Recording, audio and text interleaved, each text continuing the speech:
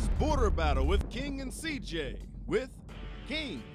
You want to go get a hot dog at halftime? Well, guess what? You can also take the under in the second half of 25. You know what I mean? And CJ. You can win Super Bowls right now with me and Grandpa Brady over here. Let's do it that way. Presented by the fine students and faculty of the Oklahoma State University School of Media and Strategic Communications in beautiful Paul Miller Building. Broadcast live on KXZY OSU Student Radio. And now, live from Studio 318, it's Border Battle with Jordan, the Great King, and CJ, the Viking Notch. Welcome back into Studio 318 here in Paul Miller Journalism Building. You're listening to the Border Battle with King and CJ on OSU Student Radio KXZY, Suddenlink Channel 112, YouTube Live Border Battle on Demand, Facebook.com/Border Battle Show.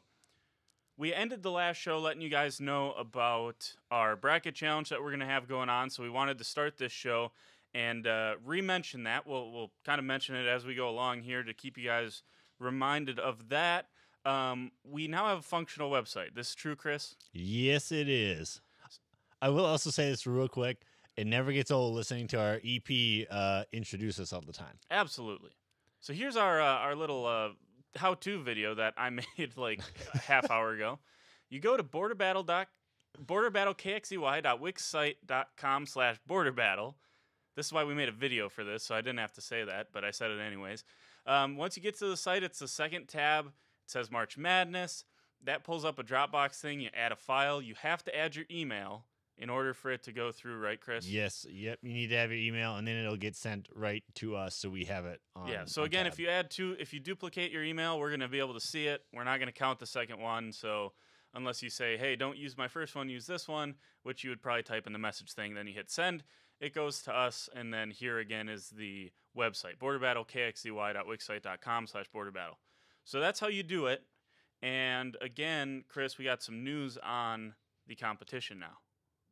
On competition, or just what the final the prize is? You're saying, yeah, the prize. Well, do you want to maybe please? Okay, well, as a whole, the prize will be a $200 gift card to Amazon, which is phenomenal. Thanks in part to Max Andrews and the director of SMSC, Craig Freeman, who have been willing to help us out with that. So we're really excited for that. And it's going to be a fun time. Yeah, we appreciate that. So again, not only is there an opportunity to potentially beat me and Chris in picking the March Madness, which is highly unlikely, but now if you're the first one, if you come in first place, you get this $200 gift card. Obviously, Chris and I can't win. Like that's ridiculous. So we will not be winning this, other than in name and bragging rights only. So. So Chris and I will make our picks next Monday after the brackets are released, and you all, as soon as they're released Sunday night, you can find your bracket, fill it out, and submit it online. We're going to see about putting up brackets of our own, I think, right, Chris? Yeah, we're looking at potentially making our own brackets, so that way if you want to go to the website, you can just go right to the website, make it out. If not, kind of to add on what Jordan was saying, if there's a website you'd like to go to, ESPN, Yahoo, any kind of website, CBS that has these sports brackets, feel free. You can fill it out, save it as a document, kind of like Jordan showed you in the video there, and you can submit it that way as well. It doesn't have to be, like I said, we're hoping to get one on the website, but it doesn't have to be specifically that one. It can be any bracket, that you so choose. Yeah, it's super easy nowadays to take a bracket, download it, fill it out. And most of them you can fill it out right on the computer. You don't even have to write anything. You can type it in. You can type in the bracket if you want. So do that, download it, save it as I'm sure it probably has to be a PDF. So save it as a PDF, upload it onto the file, and then we'll keep track of it from there. Yep, so, and I will add on to that, not to interrupt you there, but for those of you that are maybe watching this wondering, well, how will I know where I'm at with scoring and stuff, we will... once it gets started and everything, we will add a scoring tab or something on our website, so that way you can check in, see where you're at in the bracket, where you are, against King and I and all the others that take part in this. Yeah, and as I always say about March Madness, be a responsible bracket picker. Save your bracket and then upload it.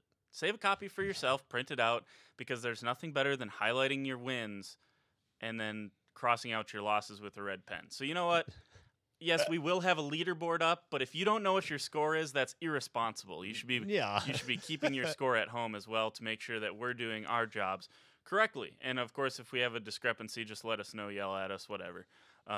However, we reserve the right. Whatever you submitted, obviously there's a chance you could change your bracket after the fact. What we submitted, what we print off when the tournament starts, is what we're using. So that's what it is.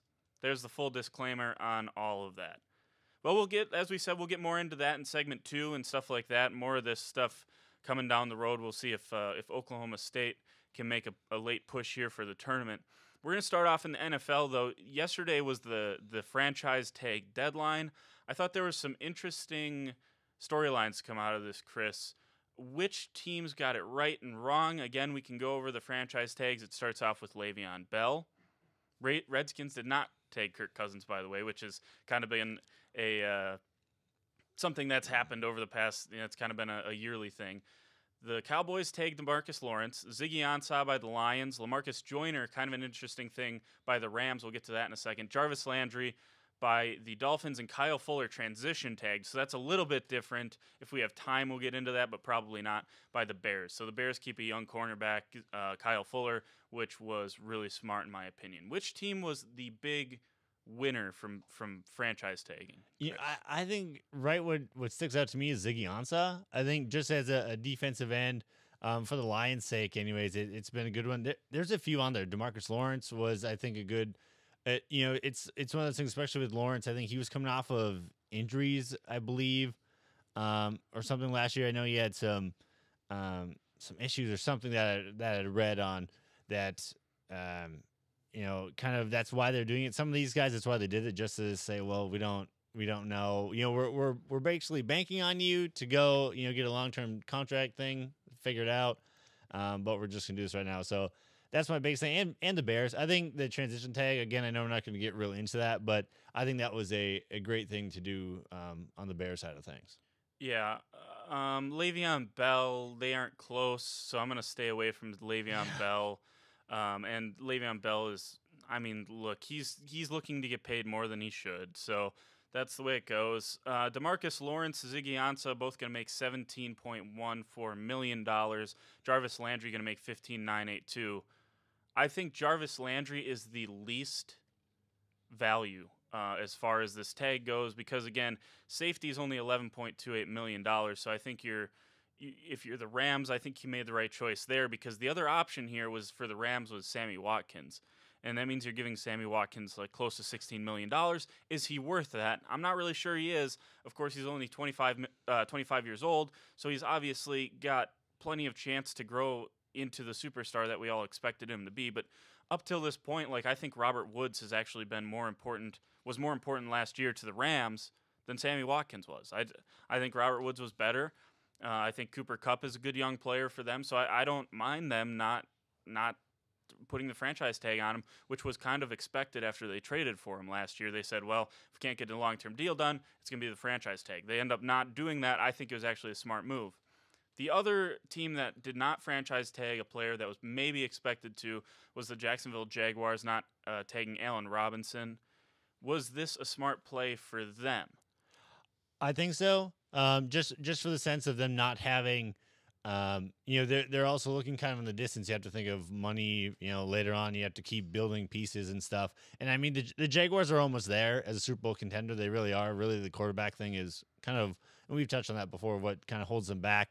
But yeah, I think it was a great decision by them. Robinson actually was a guy that came off of injuries and stuff. So I think it's a good thing on their part to kind of look also not only now but in the future, because they also have a lot of money, tied up on defense. Yeah, so Allen Robinson comes off an ACL. I don't necessarily know if you can guarantee him $16 million this year. So I'm okay with that. I will say this though.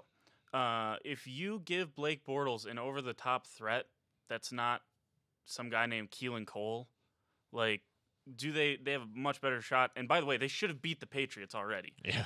Let's not forget that narrative. They should have been in the Super Bowl this year if their offensive coordinator does not get so conservative with Blake Bortles. Blake Bortles not the reason they lost that game. I will continue to say that. But Allen Robinson, now I'm a little concerned, Chris, because one thing that the Chicago Bears need is a legitimate number one wide receiver, and Allen Robinson fits that bill, and he's a downfield threat. And all of a sudden, you give Mitchell Trubisky and a terrific offensive-minded head coach in Matt Nagy a wide receiver threat like this. How dangerous could that potentially make the Bears? At the same time, I think that that's just as dangerous. I will say too, I guess, and I almost misunderstood. I think at first when I was thinking that they had tagged him, but they didn't. No, they didn't. But yeah, I think also at the same time, I know Jacksonville, again, not to get too much on them. I know we were talking with the Bears and stuff, but not to get too much on them. At the same time, you almost have to be worried because, like you said, when you have the Bears not could come in and give him maybe what he wants. I don't think he's re-signing in Jacksonville. I just don't. Yeah, and that's the hard part of the business is, sometimes when you put so much money into your defense, your other parts kind of suffer. Well, it's like the Minnesota Vikings with potentially signing Kirk Cousins here, because now there's money being floated out there, like $91 million, all guaranteed over 3 years to Kirk Cousins. And what is that going to do to the likes of Sendejo when he comes up, and the likes of Xavier Rhodes when he comes up again? Dalvin Cook is going to be up in 4 years. You're going to have to pay Stephon Diggs I believe next year already. Anthony Barr is right up there. Kendricks, those two are both right there as well, and that's a big concern as well as the Vikings is. So I mean, that's the argument here to not re-signing, not franchise tagging Allen Robinson is don't put that money into a wide receiver who's a diva. Well, he's not. I'm not saying he's a diva, but the wide receiver position is generally thought of as a diva position. They're selfish, and all they do is want the ball. I don't think any of that applies to Allen Robinson. I think he's a consummate professional, right? I do think the place that I would like to see him end up the most, and this is maybe selfish for me. Packers. No. This is selfish for me because I own him in fantasy. And I think this would be a great spot for him in fantasy is out in San Francisco, pair up with Jimmy Garoppolo, pair up with another offensive-minded head coach in Kyle Shanahan. I think that makes a lot of sense. The Raiders are another team. So if you're Allen Robinson and you get to choose between, let's just say for argument's sake, the only ones that offer you are the Redskins, the 49ers, and the Bears. The money's the same. Same amount of years, same money, same signing bonus, everything. Which team are you most attracted to? I'm with you. I'm with the Niners. Jimmy G, for what he was showing the last few games, like you said, Kyle Shanahan, great offensive-minded coach. And John Lynch is a great, the GM up in there too. The Niners are really set for the years to come, and that's the most enticing if I'm Allen Robinson. Yeah, by the way, they can also bolster up their defense again this year. I think if you're looking at a team, do you want to go play with Alex Smith? I don't. No. He's like the same thing as Blake Bortles, very limited arm talent. He's won more than Bortles, but limited arm talent. He's not. If we're talking top 8 quarterback in the NFL, winning wise, yeah, he's got those intangibles, but arm talent. That's what I'm talking about. Throwing the ball deep, he limited Tyreek Hill so far, Tyreek Hill's whole career. So I'm excited to see Patrick Mahomes there. Same thing with Mitch Trubisky. I'm not sold on him yet. So that's why I say give it to Jimmy G. We know he's got the arm talent, and we know that if you put some pieces around him, he can win.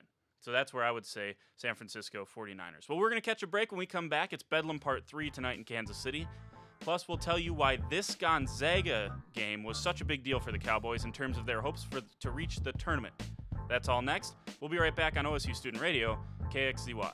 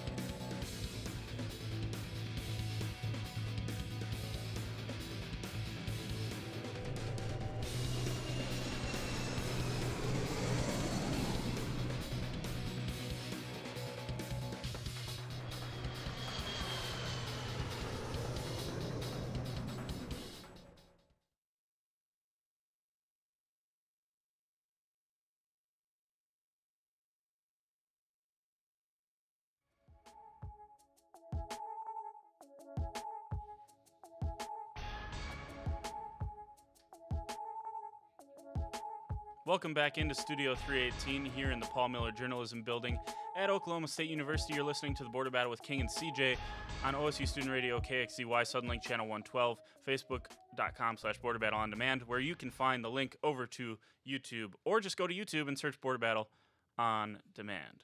So, Chris, we saw there the court storming. We'll get to that in a second. I want to say what I teased before we came back, and that was the Gonzaga BYU game. This was important, and I don't know if people realize this, because I think when you start to look at the bubble, you look at teams on the bubble, right? Obviously, if you're an Oklahoma State fan, you're not happy Syracuse won last night. They're a team on the bubble fighting with you. You don't like when those teams win. You're going to want Baylor to get bounced early in the tournament. You're going to want Texas to lose as soon as possible, preferably to Iowa State. That would be great for Oklahoma State's chances. But here's what you don't look at. You don't look at these conference tournament finals. Gonzaga. First of all, Oklahoma State fans should have been scared. Well, no, I take it back. They should be happy that St. Mary's got beat by BYU. Here's what they couldn't have had happen. They can't have BYU then turn around and beat Gonzaga. Here's why. That bubble goes from 4 teams it's currently at, anywhere between 4 to 8 to 10 teams, and it shrinks by 1. Because Gonzaga's getting in the tournament. There's sixth team in the country. They're getting an at-large bid. St. Mary's also probably getting an at-large bid. If BYU gets in, now you have 3 WCC teams in the tournament. And when you have that, they take away from another conference. If you look, should the SEC have 8 teams? Probably. Should the ACC have 8 teams? Yes. You got to start thinking about taking one away from the Big 12. So I think that this was important, and I didn't hear a lot of people talking about it, which is fine. I'm not saying it's something that you have to be talking about. I'm just saying this was a bigger deal than I think a lot of Oklahoma State fans are maybe giving it credit for. Is that fair? No, I totally agree. And to kind of go off your point with the Big 12 thing, you look at the Pac-12. They don't really have anyone anyways. There's, like you said, the SEC, ACC, they have the teams that, like, they deserve to be in there. So you start, getting picky with, even the Big Ten a little bit. They have their little set, and that's it. Yep. Yeah, those 4 teams of the Big Ten are getting in. Right. And so you almost have to nitpick at, like, the Big 12. They got 8 teams right now. 8 of 10 teams. That's 80% of your conference. Right. So they're going to be like, okay, now we got, you got Texas, like you said, Baylor. You start kind of pinpointing from the 3 of us right there. So you're spot on with that. And like you said, I think it's that under the radar thing that people don't think about, because it's also the West Coast Conference. Yeah, and I don't want to start talking about this now, because we'll have this conversation if Oklahoma State doesn't get in about how impressive it is that the Big 12 currently has 9 teams on, like, potentially in on the bubble or securely inside the tournament. That's unfreaking believable to have 9 teams. Yeah. That's pretty dominating from a conference, and we'll talk about that if Oklahoma State doesn't get in, because that is a point of argument for me as far as what their record is and schedule and all that stuff. And we'll get into that again on Monday if they don't make it. And if they do make it, we can have that conversation as well. But now it's all about Bedlam, and it should be. It was interesting. I was making the graphics for today, and I just went back and I said, let's go back to the first show. Let's go back to the first show and pull up our border battle map between Oklahoma State and OU. And it's kind of interesting to look at it. When you pull it up, it's got most of the state's red, and that's what most of the country is. Here's what I say about this. When you have Oklahoma, we've been talking about Oklahoma State, right? Yep. Talking about them playing up to their competition, playing down to their competition. Right now, they're a better team than Oklahoma. Right now, this is a team that they would have to play down to lose.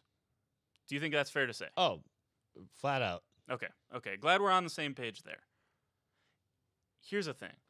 If you're Oklahoma State, if you're the Cowboys, and you need help getting fired up for a Big 12 game and it's Bedlam, you don't deserve to be in the tournament. This team should go out there tonight against a team that's lost like 10 of its last 12 games and absolutely stomp them off the floor. I know it's Bedlam and it's going to be close, but that's what this team should do. And I hope that they need no help, because they shouldn't, getting fired up for this game. Right, and that's in Kansas City, correct? Yeah, Correct me if Kansas I'm City wrong? is where the Big 12 tournament Yeah, is. no, and I totally agree. And OSU's a good road team. You know, they went to Fog Allen, they beat Kansas, they've gone to Morgantown, beat West Virginia. They have that pedigree of being able to go on the road. They almost, to me, they perform better on the road, anyways.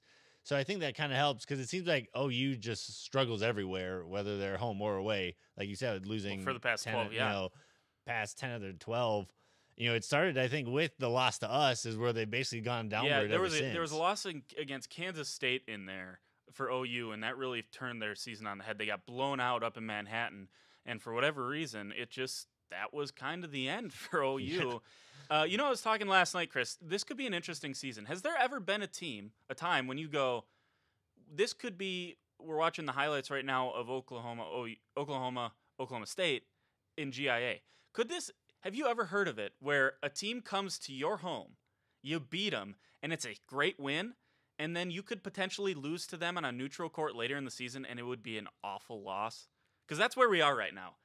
If they lose tonight, it's an awful loss. It's a bad loss.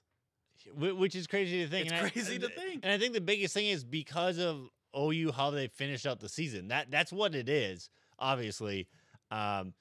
Because if they won, even 8 of 12 per se. Well, they're still a top 15 team if they do that. Right. But that's what I mean. Then it's not such a bad loss. But like you said, now like the tables have turned in the span of a month when we last played them, or a month and a half maybe. Yeah. It's mind-boggling in a sense. But that shows you just how anything can happen. Yeah, and this is an important night. Like, obviously, Oklahoma State has to take care of its own business. And if you're an Oklahoma State fan, that's all your attention's on this game, because if they don't win it, they're not in. That's the bare bones minimum of it. If you don't win, you're not in.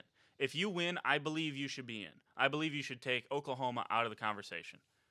In my opinion, I think you have a better seed. Now, Joe Lunardi, for some reason, moved Oklahoma up to the 9 line without doing absolutely anything. They were sitting on their butts watching St. Mary's lose. That was enough to move Oklahoma up to the 9 line. Disagree with that. But if you beat Oklahoma and you go 2 of 3 against Oklahoma, and if you go 2 of 3 of Kansas, because I'm gonna assume for this argument that they lose tomorrow, 2 of 3 against Kansas, 2 of 3 against Oklahoma, 1-1 against West Virginia, 1-1 against Texas, and this isn't a Texas tournament Tech. team. Don't forget Texas Tech. And Texas also. Tech. And you look at what Oklahoma's been down the stretch, sputtering. They aren't even get to the finish line. If they were a NASCAR team, Chris, this is a wreck. They're out of the race already. Oh yeah. And the second half of the season has been like a train wreck in slow motion for Oklahoma fans, and that sucks. But you know what? As high as that team was early in the year, this shouldn't have happened for them. And if they lose in the first round of the Big 12 tournament, I don't know how in the world you can justify them being in. I just don't know how. No, I agree. If anything, I hate to say this, I'm almost in a sense scared for OSU with the game tonight. Yes, Mike Boynton, credit to him, like phenomenal coaching job his first year. We've preached that, week in, week out. But what makes me nervous is the fact that the Sooners have been, in this tailspin. It's like you got to remember, what game are they going to break out? Right. They rank 4th in putting up the points in the country at 86 points a game. I mean, if Trae Young goes off, that's the thing though too with Oklahoma, they're going to go where Trae Young goes in a sense, and I think that's why the hype train is where it's at. Still, it's because Trae Young. But at the same time, you have to give credit. They have OU has a great coach in Lon Kruger as well, and yes, they've been struggling and stuff like that, but it still scares me, like I said, because I don't want them to take OU for granted. And I'm not saying they will, because it is like a bedlam thing. That's kind of why I opened with that, right? Because Right. if you take them for granted now, you don't deserve to be in the NCAA tournament. Yeah. Right? No, you don't, because I think, like you said, no matter what, if we lose to OU, whether it's close or a blowout, we're done. But yeah, I don't know. That's why it scares me though, because like you pointed out too, when is OU going to also break out? Yeah. It's a ticking time bomb in a sense of them. Well, sometimes. and you can flip it around to the other side of the coin and say, if there's ever going to be a time for OU to get ready and get rolling and get playing well, what better than over your conference rival to make sure that they don't get in the tournament? Yeah. And you can make that argument from that side. I will say this, though. Doug Gottlieb, whether you love him or hate him, Whether you love him or hate him, I know he's a fun guy for people to hate. Everyone seems to disagree with everything that he does, right? But I would encourage you to go on Twitter and follow him, and follow him during an Oklahoma game, because he breaks down what Trae Young does poorly, and a lot of that is defensively. So I will say this.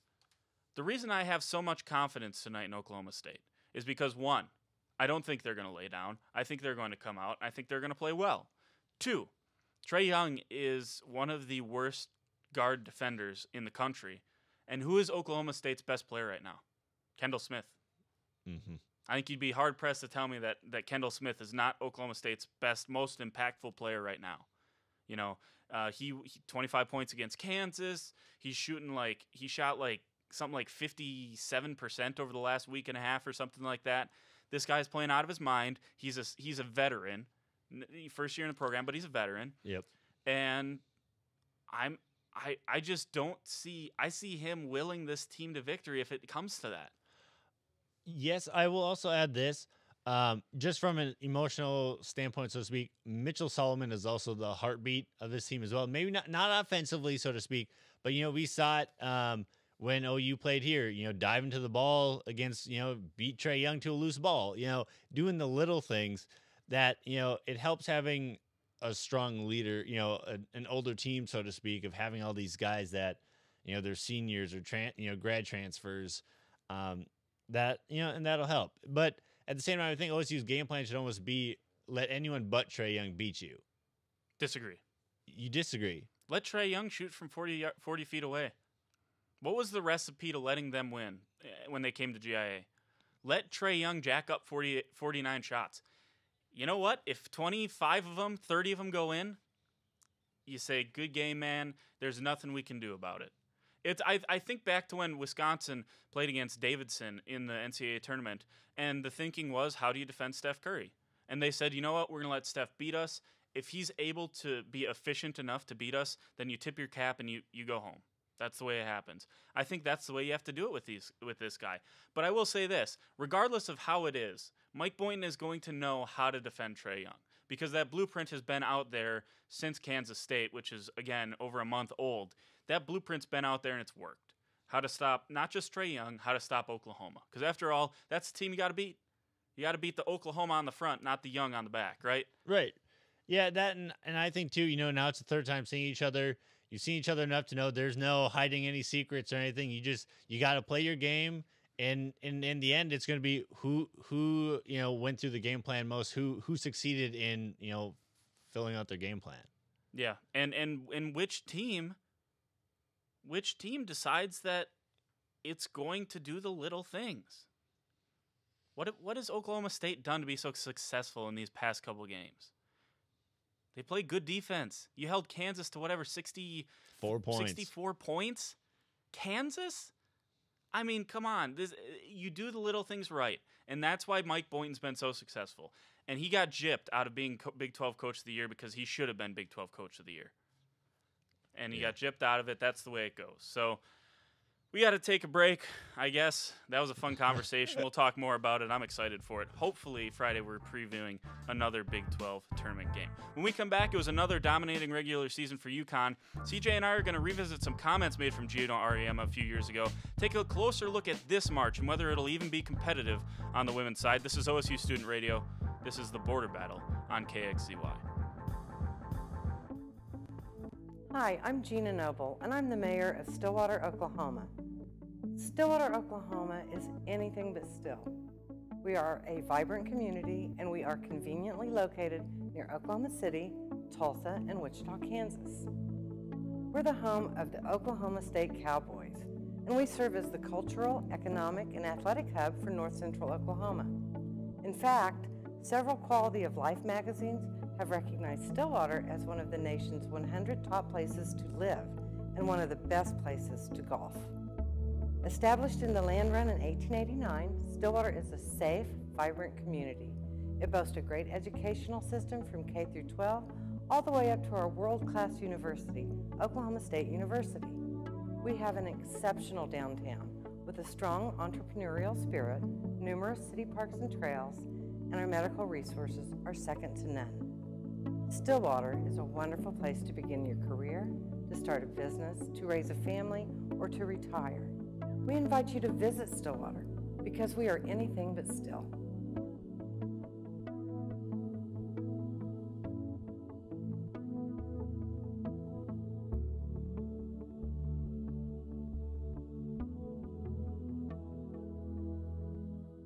Think you're not involved in your community? Think again. Spending your money with local businesses is more than an economic choice. It's a way you can have a say in the look and feel of your hometown. This spring, I invite you to shop in downtown Stillwater. Downtown Stillwater is home to locally owned shops, boutiques, eateries, and dependable professionals that you can trust. Find the perfect gift for your graduate, have a delicious meal with mom, or just stop in to enjoy great spring savings.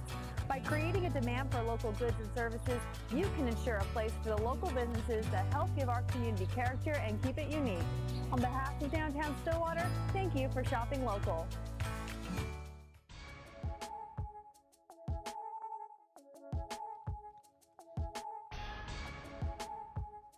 Welcome back into Studio 318 here in the Paul Miller Journalism Building.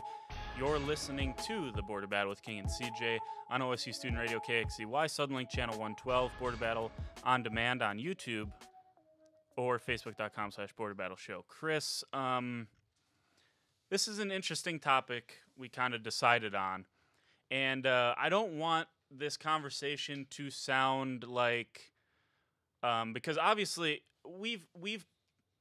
you could argue we've covered OSU women more than we have, us two have done OSU women's coverage more than men's coverage, because I think OSU women's team is underrated. I think they're underappreciated by the fan base. And maybe it's not fair to ask if it's more intriguing women's or men's basketball. But the reason I phrased it this way is because of some comments made by Gino Auriemma a few years ago. And I know this story is probably a little outdated and everyone's had their take on it. But here we see another year where are we just going to see Connecticut rip through the tournament? And last year, yes, we finally got our dose of whatever you want to call it, where someone finally upset UConn and Mississippi State goes to the championship game and ends up losing to South Carolina, yada, yada, yada. I struggle so much when Gino Auriemma calls out the men's game for being behind the times, for being a joke. What he said was almost unwatchable. And UConn is doubling up teams on the women's side of things. Now, again, I think Oklahoma State, I would argue that their women, for the majority of this season, the Cowgirls were more fun to watch than the Cowboys, in my opinion. I watched more women's games than I did men's games over the course of this season because, quite frankly, they're the better team. They're securely in the field, it would seem. And if they didn't get in the field, it'd be an absolute farce, and that would be ridiculous if they didn't. And they play basketball, in my opinion, the right way.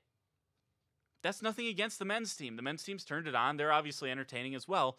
So I don't know if phrasing it, which is more entertaining, is better. But does it take away from the women's game a little bit that Connecticut is so dominant? It does. In a sense, like you said, they're going to the NCAA tournament for the 30th time in a row for UConn, for the women's. Which, give Gino all the credit. Like, he has built a phenomenal dynasty there, all the credit in the world to him. But when your team is so far ahead, like the bar for your team is so high, and you maybe have, lucky like Mississippi State, maybe even Baylor, depending on the season, like this year, per se, you maybe have one or two teams that maybe have a chance to get you on your off game, but they still have to play a phenomenal game in their own right, just to actually maybe have a chance to beat you. And so that fact, if you go through the tournament and you almost can always book UConn going at least to the Final Four, if not the finals, every time for women's.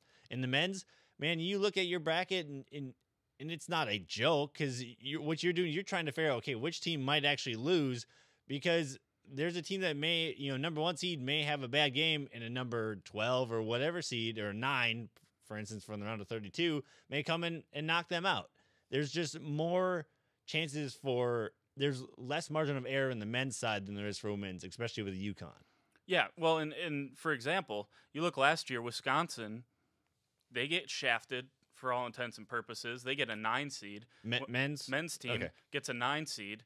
They swept Minnesota in the regular season. Yep. They go to the Big Ten champion, I believe, semifinal game, and they get a 9 seed. And what is Villanova supposed to do as a 1 seed? You get a 9 seed, that's Wisconsin. That should be a 5 seed at the very worst. And somehow this committee thought that because of RPI and all of this made up metrics that we put random numbers into a calculator, hit divide, and this is how we determine stuff. Because I don't know how to understand it. You don't know how to understand it. I could venture that everyone that works on this production crew doesn't understand RPI. And so Villanova has to play Wisconsin in the second round. Really, they should have been switched because Minnesota was an overrated 5. Yeah, they like lost when they played Middle Tennessee, I think it was Middle Tennessee State. and I was like, I didn't even have hope. Like I was like, yes, hopefully they win, but I was like, they don't have a chance. Like they should have switched. Now, if Minnesota would have played Nova shouldn't have been as nervous because, like you said, Right. Wisconsin was a dangerous 9 seed because they were definitely underrated. People called them the best 9 seed to ever be in the NCAA tournament. And I think a lot of Wisconsin fans were freaking out. And I'm like, look, you're going to have to play Villanova at some point. Why not play them in the second round? Yeah. And they were the better team on the day. It wasn't like it was some sort of Wisconsin just played some incredible game. They actually played a pretty normal game. They were just better than Villanova on the day. So but let me read you the last 7 scores here for UConn. At home against Temple, 106-45. 106-45. Away against Tulane, 91-47. SMU, 80-36. Number 19, Florida, so ranked team here we go, 82-53. Tulane in the AAC tournament, 82-56. Cincinnati, 75-21. Connecticut in the AAC tournament final, 70-54 over the second rated seed in the tournament, South Florida. Yeah. I'm just saying, like, do I understand that there are people that do not like the way that college basketball is played? I understand that. I understand that from a fan's perspective, it's not the NBA. There's not that level of scoring. I get that. They're trying to make it more like that. I disagree with it, but I understand that there are fans that like it. I don't understand 30-point wins and why that's fun every game. Yeah, Like, number 3, Louisville, they beat them by 11 points, and Louisville made a run in the end of that game. That's the number 3 team in the country. right. Like, Texas, I believe, is the closest team they played this year. Texas, let me see if I can find it. Yeah, number 8, Texas, Big 12 team, obviously. They were number 8 at the time. At home, they lost to Connecticut by 4. But again, that's probably Texas playing one of their better games, if not their best game on the season, and they only lose by 4. Right, and you can also point out, look at Mississippi State, for instance. I know they're not in the same. I'm trying to show where UConn is at compared to everyone else. The Cowgirls lost to Mississippi State at their home court, at Mississippi State's home court by 3 or 5. 3 points. Yeah, 3. It just shows you, like we talked about, for the past few weeks. Again, there's different tiers within. It's like UConn is their number 1 in the number 1 tier, and then you have your number 2 tier with a couple teams, and the difference between 1 through 25 is ridiculous. Even 1 through 5 is ridiculous. Well, let me tell you this: and people are going to say, you look at Connecticut versus UCLA, number 9 UCLA, Oklahoma State beat them 78-60. That's an 18-point win. If you look at Connecticut's schedule, that looks like a close game. Notre Dame, number 5, they beat them by 9 points. If that happens in the Final Four, on the men's side, we don't classify that as a close game. Yeah. If you beat a team by 10 points in the Final Four, that's a pretty comfortable win. Normally, those games are supposed to come down to the last shot. And, we're seeing Notre Dame, a 1 seed. They get within 9 points of them. And that was at UConn, so, I get it. But I'm just saying, and again, I don't want this to come off as me bashing women's basketball, because again, I enjoy watching the product. But I'm saying there's going to be a lot of people out there. Why do people not fill out March Madness brackets? because everyone would have UConn winning it, and there's no parity. Right. So I enjoy it. I will watch Oklahoma State. I actually enjoy watching Notre Dame. I enjoy watching Mississippi State. Those teams I will probably watch when it comes to women's March Madness. But if we went out on the street and took a poll on how many people were going to watch games that weren't Oklahoma State, what would we get? It'd be super low. It'd be really Same low. as the attendance that ends up in GIA. Exactly. Super low. Yeah, unbelievably and probably unfairly low, at least to the Cowgirls for sure. So that's our take on where women's college basketball is at. I think it could be improved, but again, who knows how you even do that. So we'll be right back. There are several cool storylines and a couple dominating performances from the NFL Combine this past weekend. We're going to break down the best performances that we saw and the worst we saw, including a player who performed about as well as Rich Eisen in a suit. That's all next on Border Battle on OSU Student Radio KXEY.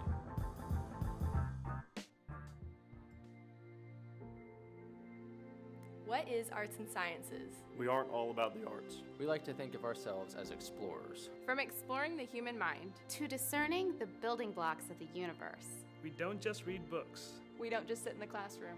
And we don't just solve problems. We seek to give everyone a voice. In a variety of approaches. We tackle the big issues. By understanding complex social structures. And even understand the small ones. We take passions to new heights. But stay grounded. We tell stories. Of the past. Of the present. And work to predict the future. We like to think with a little preparation. Some dirt under the fingernails. And some self-analysis. You can do anything. With nearly 100 degree plans to choose from. Where will your arts and science degree take you? Connect, achieve, succeed.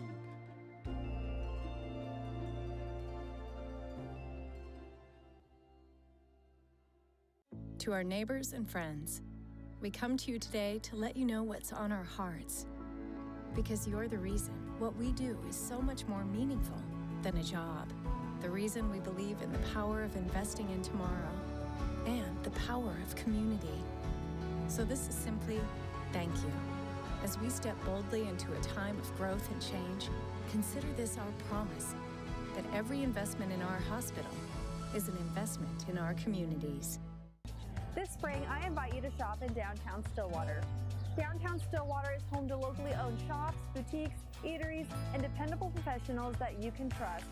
Find the perfect gift for your graduate, have a delicious meal with mom, or just stop in to enjoy great spring savings. By creating a demand for local goods and services, you can ensure a place for the local businesses that help give our community character and keep it unique. On behalf of Downtown Stillwater, thank you for shopping local.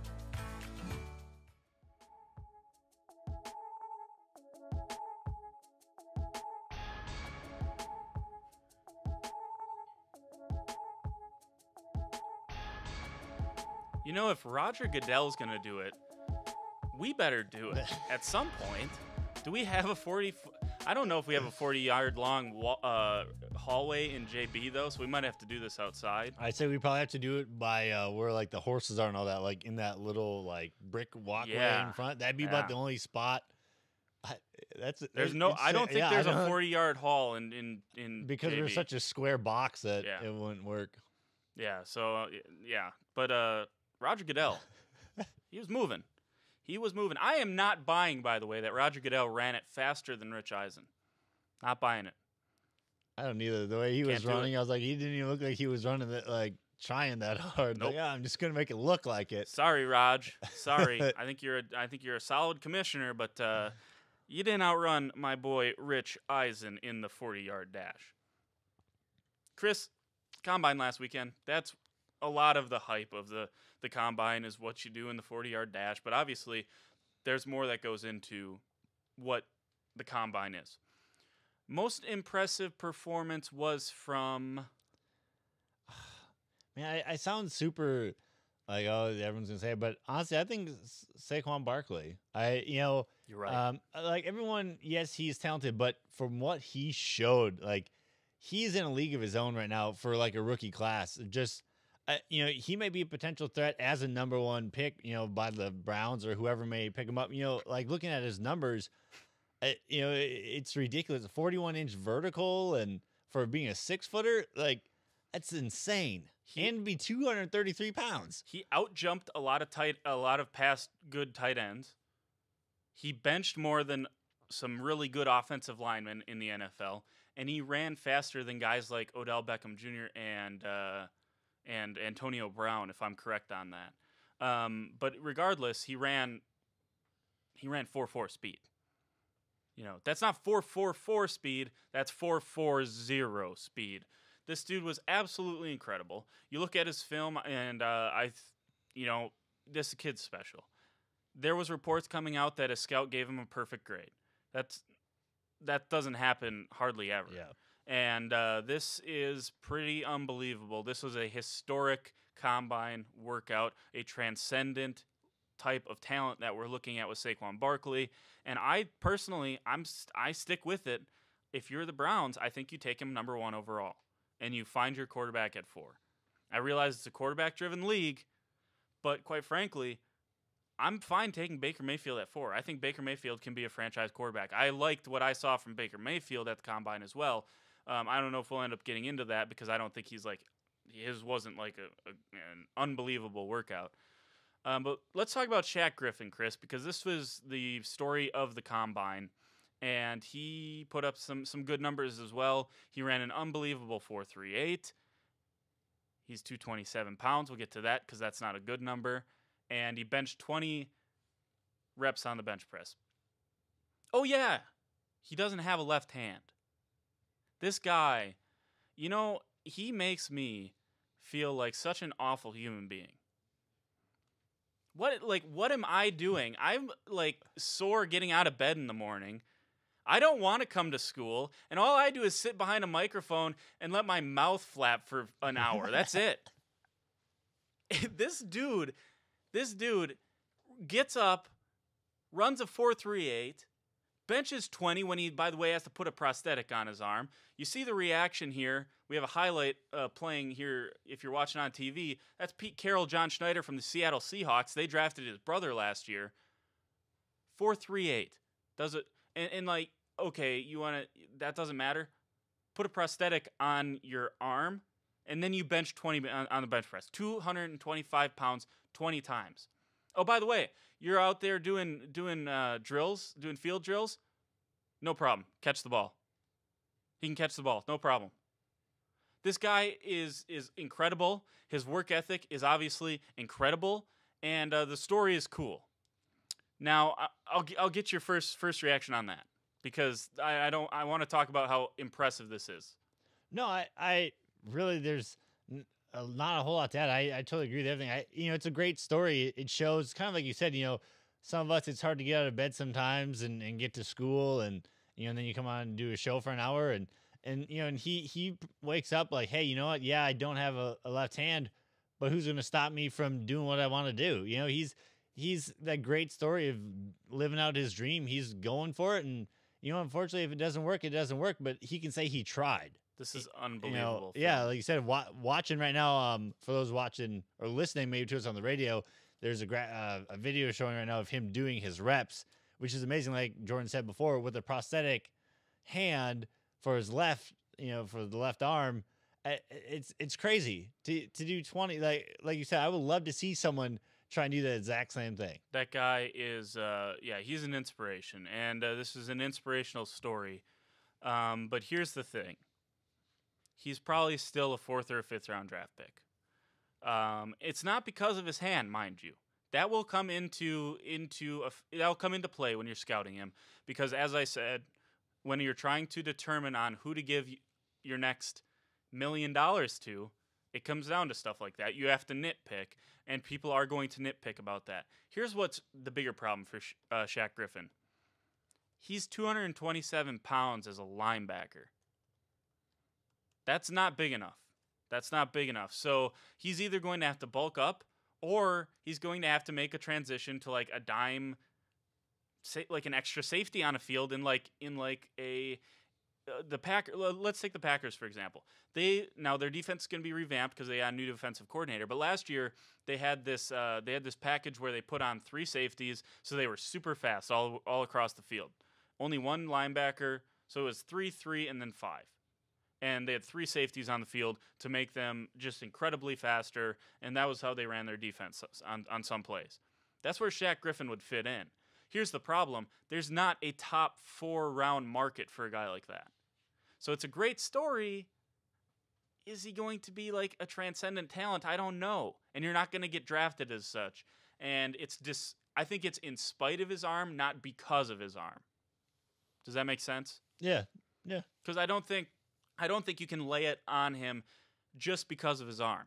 Because obviously his talent's there. Now, if he comes in without a left hand and he's 245, 255, I think he's a second-round draft pick.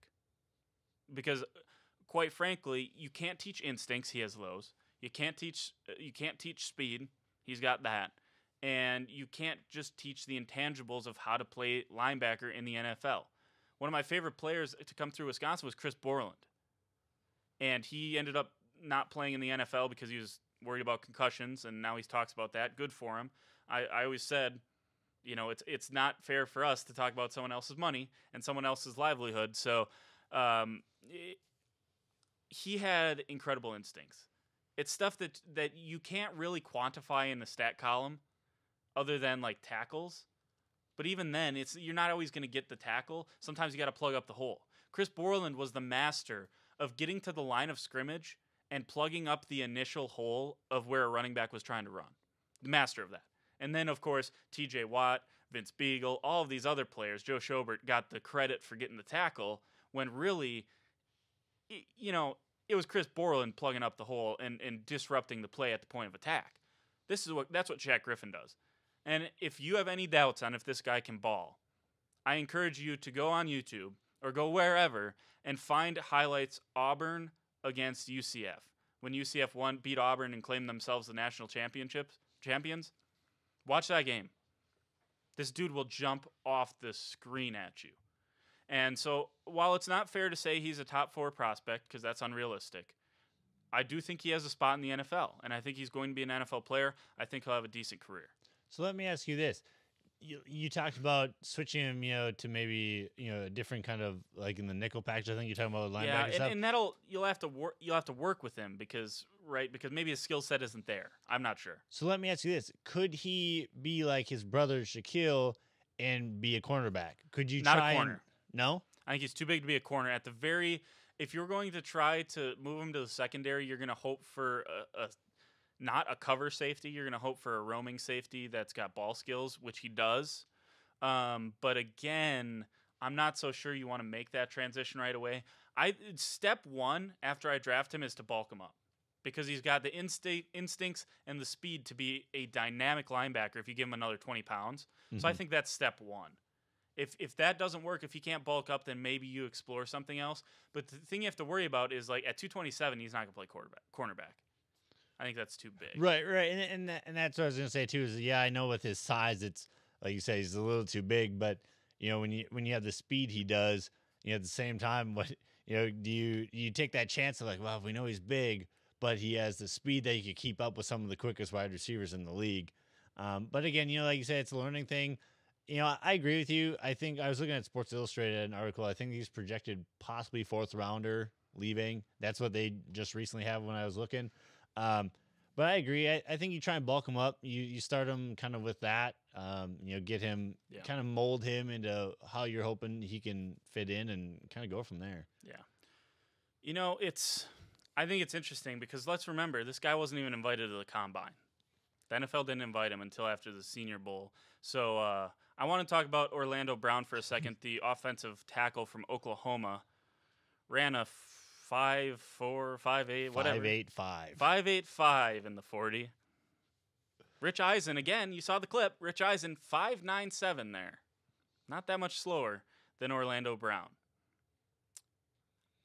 Paging Oklahoma, did you tell this guy that the combine was this weekend? Did you let him? Did he forget to work out? If I am a coach, if I am a GM, and my job, my livelihood, me putting food on the table for my kids is reliant upon how well I can analyze and draft and how well I can put a team on the field.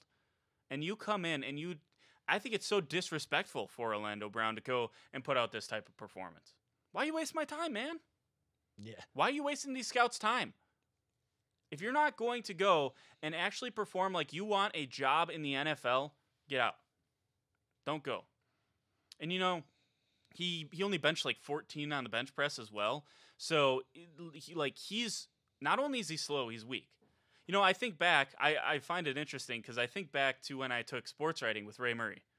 He gives us a sheet, Professor Ray Murray gives us a sheet, and the quote says, "I will write faster than those who write better than me, and I'll write better than those who write faster than me." That's kind of his law to sports. I forget who that quote is from, but that's kind of his law of sports writing. Orlando Brown, you didn't do either. You weren't fast. You were slow. You were weak, and you didn't give a what when you were out there doing the drills. Yeah. Some other numbers real quick too, and I know he's a heavier. I think he was like one of the heaviest guys for a lineman, which is like fine. You want the weight and stuff, but he had a 19.5-inch vertical jump and a 6'10" broad jump. Like you said, just pedestrian numbers that you don't expect from someone. When you watch film, Orlando Brown, looks the part of a potential first rounder, and then like you said, he comes to the draft combine and he's like, I'm just gonna. By the way, I don't work out. I'm not a workout guy, guys. I don't practice this stuff. I guarantee you, I will run a faster 40. I will have a larger broad jump than him. Guarantee it. Guarantee it. That's some LeVar Ball talk right there. Guarantee it. All right, well, we're getting yelled at right now. Thanks for joining us. Have a great Wednesday. On Friday, hopefully, we'll be previewing another Big 12 tournament game for the Cowboys. Also, we'll have a loaded ticker topic segment with headlines we haven't been able to sneak in from the last couple shows, plus a day closer to you being able to submit your bracket. So don't forget that $200 to Amazon on the line. All of that on Friday. For CJ, the great crew we have around here, I'm King. Thank you for listening to the Border Battle on OSU Student Radio, KXZY.